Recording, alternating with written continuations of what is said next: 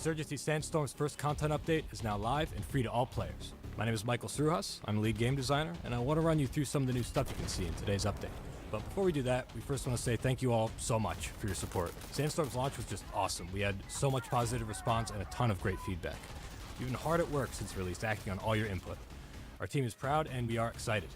This is really just the beginning, so consider this update a sign of things to come.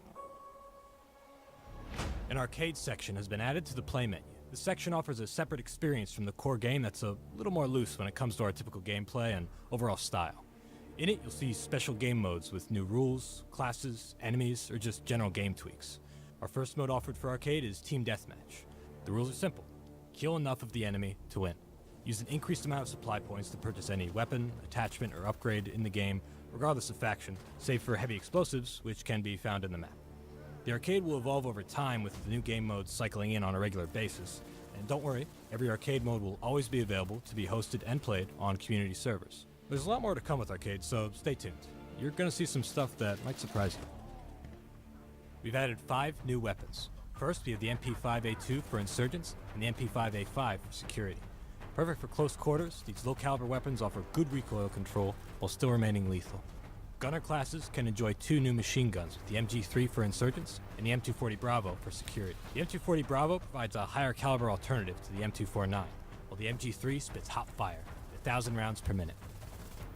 We've also added a new security handgun, the PF940, which has a high-capacity magazine and 9mm rounds. The M84 flash grenade has been reworked to be more effective. Flashbangs now blind for longer, as well as slow down movement and look speeds of those caught in the blast. Both factions have new cosmetic items to unlock, including a new camouflage pattern, eyewear, skull masks, tattoos, and more. In addition to adding new content, of course, we've made a ton of bug fixes, improved performance, and added many quality of life improvements based on your feedback. There's a new range map found under the tutorial section where you can quickly test all weapons and equipment in the game with no limitations from supply points. Weapons will now pull back further instead of always moving down when obstructed, and properly take into account the length of barrel attachments like suppressors. Now, your weapon length may offer you an advantage or disadvantage in close quarters. Competitive now has more choices for weapon optics, a tiebreaker mechanic, and a lever penalty for players who exit a match early.